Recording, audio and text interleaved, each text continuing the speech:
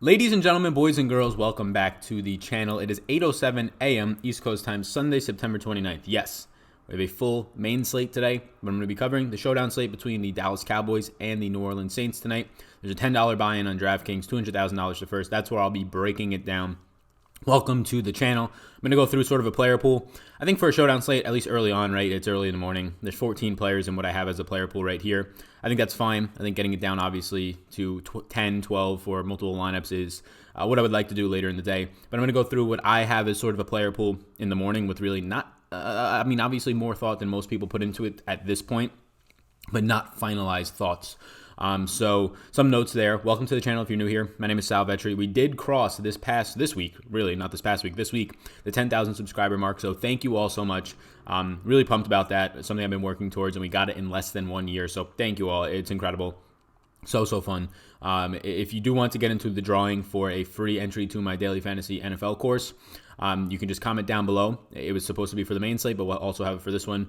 I'll do a giveaway. Who do you think is going to be the best value, or I would say, who do you think who has the best shot at being a $7,000 or below captain tonight? Let's do that. $7,000 or below captain with their normal flex pricing, like you see here. Who do you think has the best shot? I'll pick a random person from that and give you free entry into the course.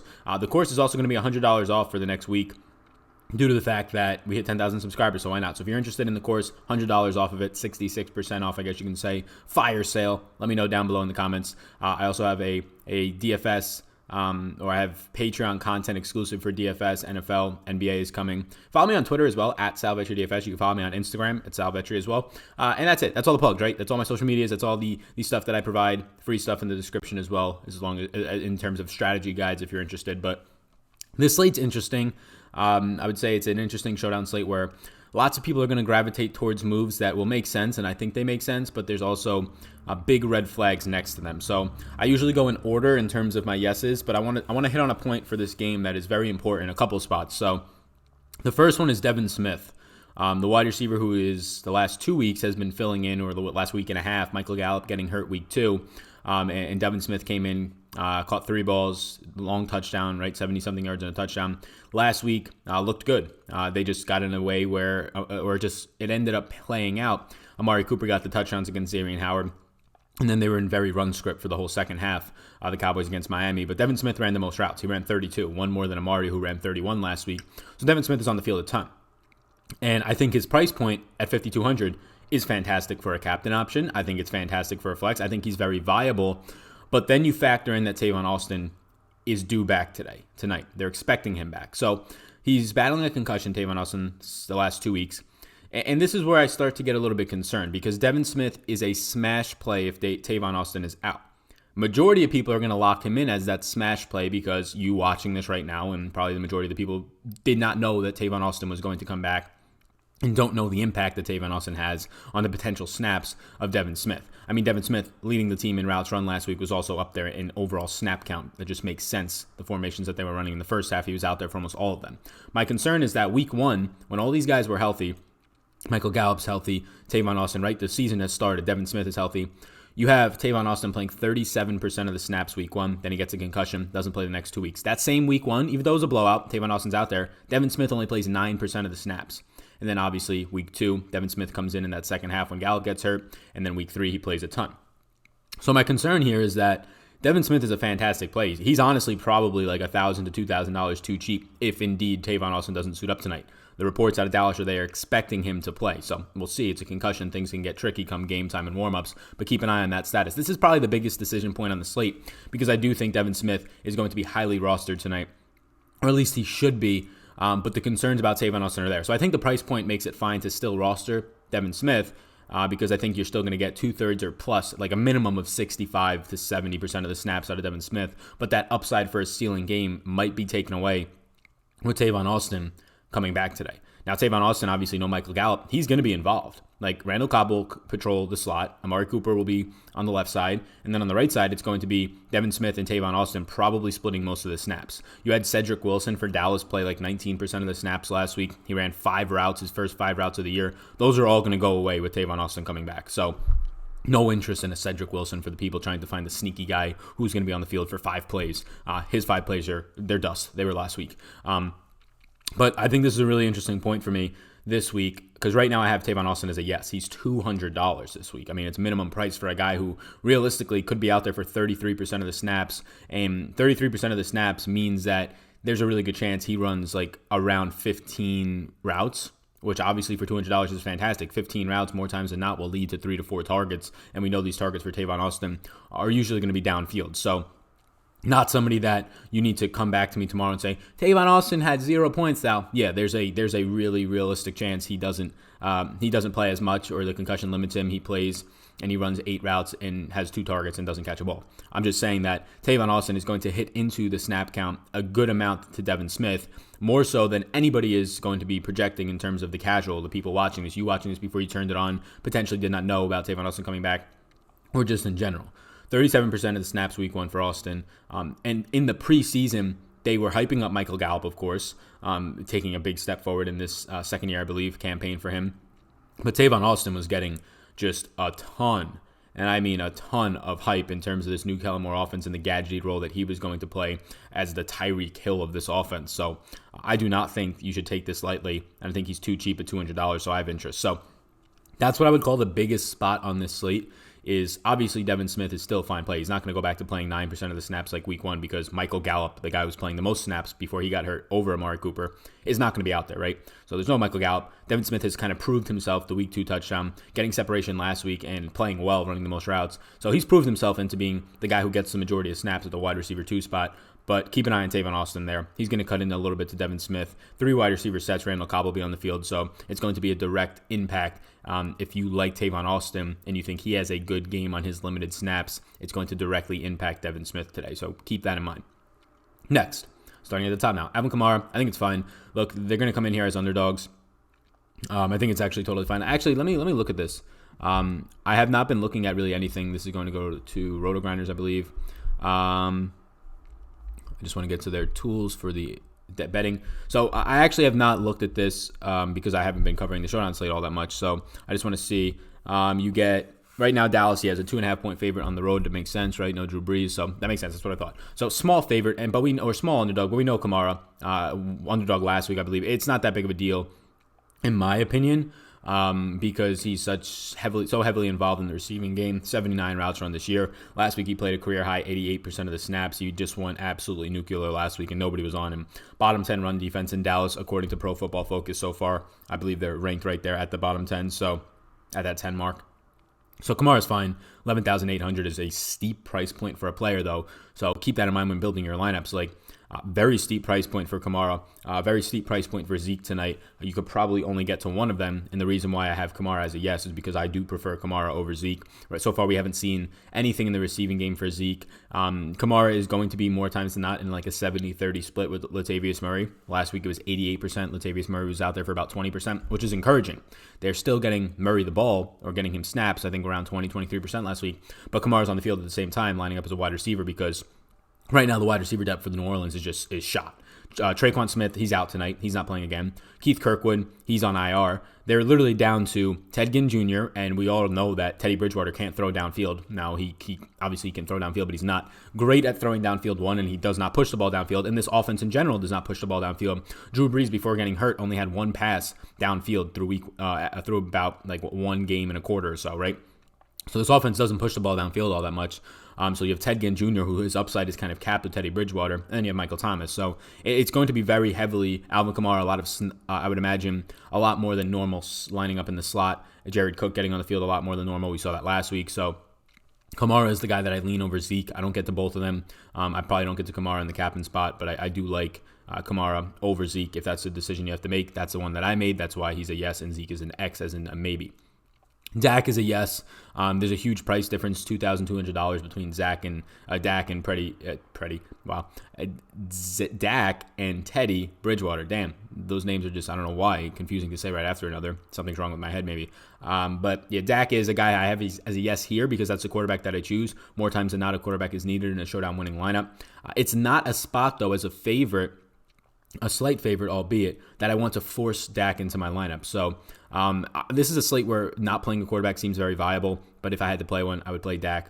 for just obvious reasons in terms of the overall upside for him is fantastic. Amari is the play, in my opinion.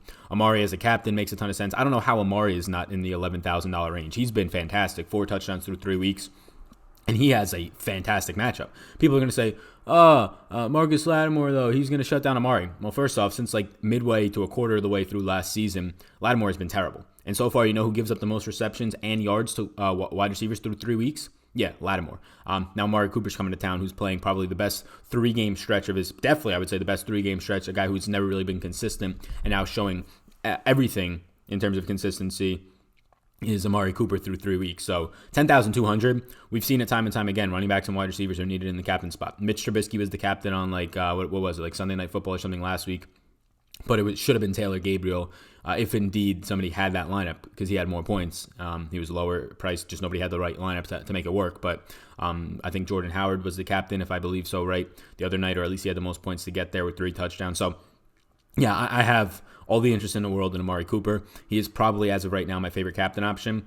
10,200. It's just baffling to me how cheap that is. I don't know if they're dynamically pricing him, thinking he has a tough matchup against Lattimore, but Lattimore has just been so bad through 3 games, and Amari has been that good. I'm going to take Amari more times than not to win that matchup, a lot more times than not. Lattimore's rookie season, he kind of peaked so far, it seems. Michael Thomas is going to be the main target. Michael Thomas's routes fit Teddy Bridgewater. Look, even with Drew Brees, Michael Thomas doesn't usually run down the field. He runs short and intermediate routes. That's it. He runs 10-yard routes for the most part, like at max, more times than not. So that fits Teddy Bridgewater. We saw it last week. We had Michael Thomas leading this team in targets, receptions, right? So not a huge week. So $9,200 is a nice price point. It's going to be very touchdown dependent, I would say. Teddy Bridgewater, I would say for the most part, he's not going to throw enough to give Michael Thomas like a 12-target game unless 2 weeks now into this offense being the guy, the game script around. Sean Payton just says, because unlike last week, they were reluctant to let him throw the ball a ton, working through Kamara, working through the ground game a lot, and just controlling the game. It also helps when your defense and special teams score 2 touchdowns. I expect Teddy Bridgewater to throw more, but I'm not sure you ever get the volume out of Teddy Bridgewater because do you really want to have your team relying on like a 40-attempt Teddy Bridgewater game to win? Now, maybe they're behind a lot and they need that, so that's the only really way that I see Michael Thomas getting the volume of a 12, 13-target game. But at 9,200, if he has 8 to 10 targets, he could easily pay that price tag off, especially because we know this guy's catch rate is like around 90%. So he's definitely in play. Jared Cook is in play at 4,400. Jared Cook played 76% of the routes, by far the most that he's played through the first 3 weeks, and he ran 22 routes last week. That was top 4 in the team, and it was very close. It was only like 7 off of Michael Thomas, who led the team in routes. So even there, you see Michaal Thomas running 29 routes. A wide receiver running less than 30 routes is, I wouldn't say rare, but a wide receiver of his caliber in this offense is usually right around the 30, 32 mark, a little bit higher. So I think Jared Cook is very much in play. His price tag is way too cheap. Jared Cook is one of my more, and you can see because I labeled him as a yes, one of my favorite plays, I would say, right now on this slate because of the fact that there's no wide receiver depth. This is probably the pecking order right now. And again, a quarterback in Teddy Bridgewater who doesn't like to throw the ball deep, relying on your tight ends and running backs makes sense. The pecking order, honestly, is probably, after seeing last week, I'd say Kamara number 1 in the passing game, 2 Michael Thomas, and then 3 Jared Cook ahead of Ted Ginn because Ted Ginn, most of his routes will be a little bit deeper down the field where Teddy Bridgewater is not as, I would say, accurate or comfortable throwing. We saw it all preseason. The guy just wouldn't throw down the field. We've seen it really. It's been his thing. Teddy checked down his whole entire career for the most part. So Jared Cook very much in play. Cowboys defense in play. I mean, they're on the road, but they're still a favorite. You have a quarterback who's a backup in there. Definitely serviceable backup with I would say, a genius coach in Sean Payton in terms of play scheming and scheming players open. So you don't need, if you have a fantastic head coach in terms of play design and a serviceable quarterback, your team can survive 5 to 6 weeks for your quarterback, your starter and Drew Brees to get back. We saw it last week, very much aided by defensive and special teams touchdowns, sure. But I do trust in Sean Payton. But do I trust in Teddy Bridgewater all that much? I think he's serviceable, but I think he's going to make mistakes if he's forced to throw more, which I don't expect 2 defensive and special teams touchdowns like last week to happen this week, or at least I'm not going to project that. So, yeah, if you're telling me that Teddy Bridgewater is going to have to throw 10 more times in this game, I think that leads to another interception or a couple more sacks on his dropbacks. The injuries for him, he's still mobile, but not as mobile before his injury. So Cowboys defense in play. And then we have Tavon Austin. He's just $200. He played 37% of the snaps week 1. Missed the last 2 weeks with a concussion. No Gallup, so he's going to get snaps. I think Devin Smith is definitely still going to continue the wide receiver 2 duties for sure. But I do think you have Tavon Austin probably on the field for close to 30% of the snaps in this one, which at $200 is absolutely incredible in my opinion. Then my maybes, Zeke Elliott is, I love Zeke. He might be, I mean, Saquon's my favorite running back because, again, Penn State are right here in the league right now, but Zeke is just fantastic. As a rookie, I was very much highly on him that season, and he hit all the marks as a rookie. He's looked fantastic ever since. $11,600, though. I do prefer Kamara in a spot where he's going to catch the ball more for DraftKings upside, and a spot where if he's a 2-point underdog, I really like that, actually, which you don't say many of the times for running backs, but he's at home. And he's heavily involved in the passing game. I do think Kamara is like the number one option in the passing game as long as Teddy Bridgewater is there, slightly ahead of Michael Thomas, whereas when Drew Brees is in, Michael Thomas is clearly number one when it comes to targets and just overall usage. But I think Kamara is that guy with Teddy Bridgewater. It seemed very much so last week. The scheme was to get Kamara involved and just let him pinball his way for first downs, which he does so well. Randall Cobb is going to be sort of a forgotten man. The price tag seemed a little bit steep, but for a guy who's going to see probably 6 targets tonight at $7,000 in the slot and most likely takes advantage of PJ Williams, I like this matchup for Randall Cobb. He's probably closer to a yes than a no for me. I mean, he stays as a maybe, but if I had to lean one way, I put him as a yes instead of a no. Devin Smith, I think Devin Smith is fine. The only reason I pause a little bit is because I know that every other person, or the far majority, 80% of the field tonight, is going to think that Devin Smith has 100% of the snaps. Like he was seeing literally since he's come in for this injury. And I think there's a chance that happens and they just say, Tavon, you're still hurt, or Tavon, you're not that good. We know that already. You've been in the league and haven't done much in your career. So we're going to stick with Devin Smith, who also, for the most part, has been dealing with injuries, but not that good outside of, a game in the preseason and the one touchdown week 2. But yeah, I think the price tag is fantastic on Devin Smith. You can still play him. I just lean that if you are somebody who wants to play Tavon Austin at $200, I think it's really difficult to justify playing Tavon Austin and Devin Smith. They're going to directly impact each other. If Devin Smith goes off and stays on the field, Tavon Austin's not getting on the field. If Tavon Austin on his 33% of the snaps catches 3 balls for 50 yards and a touchdown, catches like a long 30-yard touchdown, that's clearly impacting Devin Smith's playing time. Maybe not from pushing his snaps away, but obviously when he's on the field not producing like Tavon Austin did. It's directly impacting, each other's snaps a little bit, more so Tavon Austin's if Devin Smith plays well. But 2, just the overall production as they play the same position on the same team. So I do want to kind of try and see if there's an edge to playing a Tavon Austin who nobody thinks is probably going to play tonight, if indeed he does play. If he doesn't play, then I think that you can probably lock in a guy like Devin Smith into your flex and into your captain spot at a very high rate and feel comfortable. So keep an eye on Tavon Austin. I think it does matter. Ted Ginn is a maybe, only because the wide receiver depth is so thin, but I think he's the 4th on this pecking order, to be honest with you. Like I said, Kamara, Michael Thomas, Jared Cook, and then Ted Ginn. They don't have many wide receivers with no Traquan Smith again. Ted Ginn's upside comes from going deep. This Cowboys secondary in general is one of the fastest in the league, so in terms of keeping up with Ted Ginn, they'll have no issues. And then the play calling and the scheming for the Saints just isn't to go deep. So not a spot that I try and prioritize. Latavius Murray, the price point's just too cheap. Outside of the price point, though, I don't have much interest. Like $3,200 is just dirt cheap in terms of a guy who's going to play probably 25% of the snaps more times than not tonight, get some red zone work, and for the most part, touched the ball, 8 times tonight, Latavius Murray for $3,200. Yeah, that's fantastic. Are those touches high upside? No, nowhere near high upside compared to other players, I would say.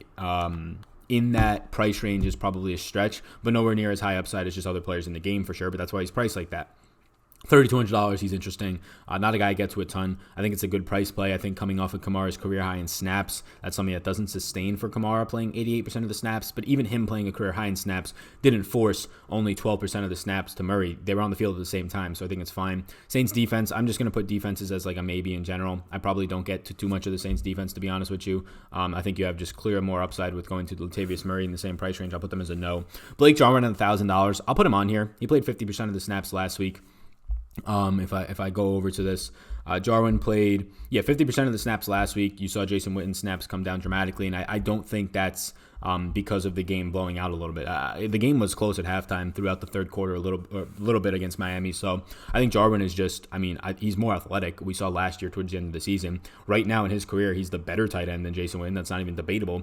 Jason Witten's just the more consistent guy that you would trust, I would say, in key situations. So I think Jarwin's in play at $1,000. If he's going to be on the field, even if he gets bumped back down to 40% of the snaps, 40% of the snaps is going to lead more times than not to double digits in or out to run. I'll take that on Blake Jarwin at 1,000. I'll take a risk, at least in some lineups. And then that's it. Teddy Bridgewater is cheap enough to be somewhat interesting. I'm just not going to go there. I just think the deep ball upside isn't there, and I think a lot of the offense is going to go through short passes, and just the running game for the most part is how they want to control this game, I would imagine, with how good Dak and that offense has been. Try and keep them off the field as much as possible. No interest in Jason Witten at 5,800. I think the price point is too high. Tony Pollard, I just don't have interest in. Look, Tony Pollard, people are going to think he's going to play a lot. He played a third of the snaps last week. Week 1, I think he played like a far majority of the snaps, right? Tony Pollard plays, a third of the snaps week 1 and last week, but those games were very unique situations. Week 1, there was talk that they were already going to limit Zeke, and then the game turns into a blowout, and Zeke pretty much doesn't play the fourth quarter, and he plays very little in the second half. And Zeke overall, I think, was limited to like his lowest snaps ever as a starter. 54%. So that was a unique situation week 1 when Tony Pollard got more touches.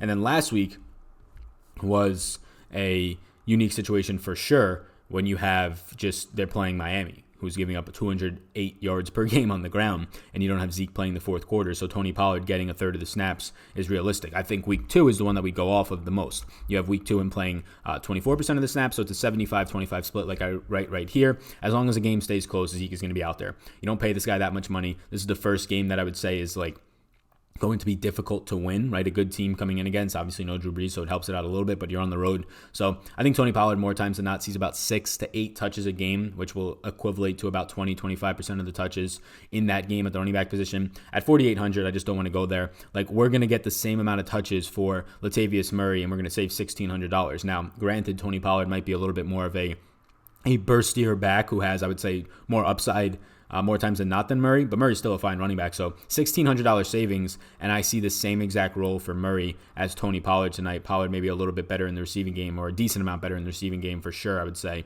Levels actually above catching wheel routes all preseason and really in camp. So yeah, I just can't justify getting to Tony Pollard, who I think has the exact same matchup as Latavius Murray, or at least same usage, and Latavius Murray has an easier matchup compared to a top 10 run defense right now for the Saints, which is also another reason I like Kamara over Zeke, both highly skilled top 4 running backs, top 5 running backs in the league, but you have an easier matchup for Kamara at a similar price point.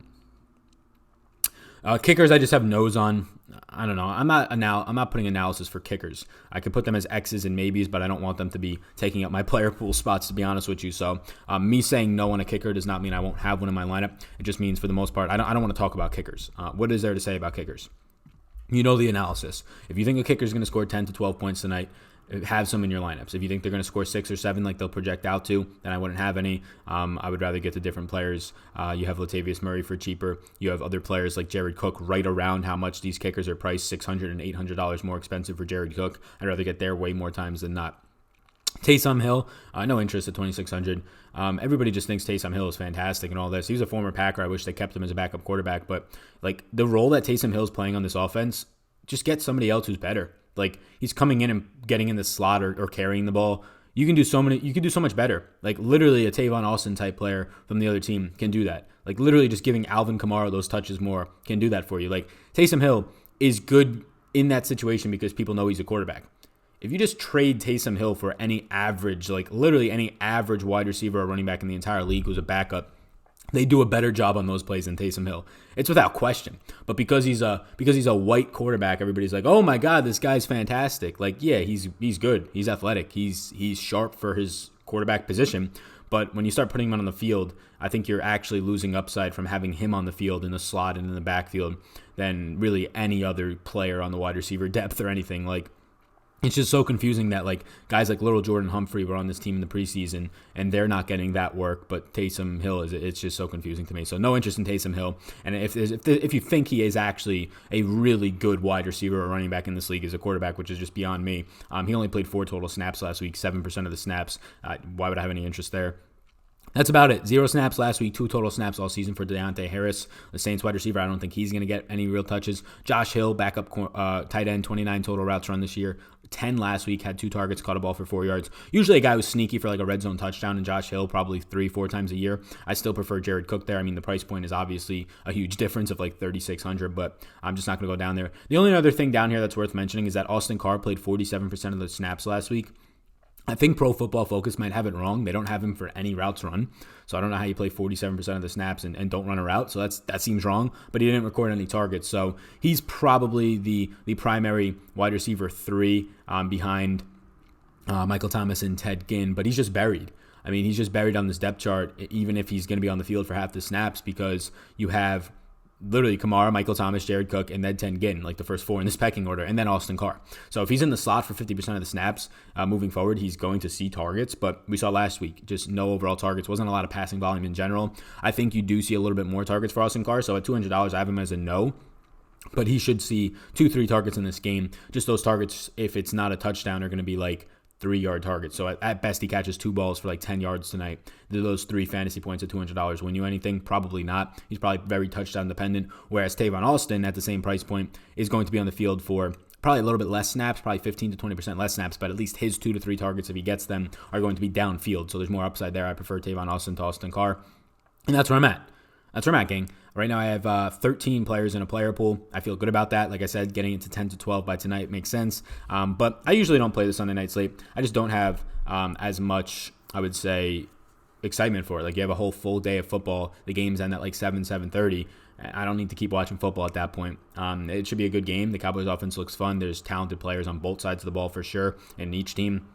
But probably don't play too much. So hopefully this analysis helps you. This is my thought process on it on Sunday morning. Looking forward to the full slate of games. Make sure to follow me on Twitter at SalVetriDFS, linked up in the description below. You can also follow me on Instagram, SalVetri. Comment down below who do you think is the best $7,000 or below captain for a chance to be entered into a free course giveaway. Or if you just want to get into that course for $100 off right now, let me know in the comments and I'll link it up to you. I'll send you the link in the comments. Just say, hey, Sal, can I get that course coupon?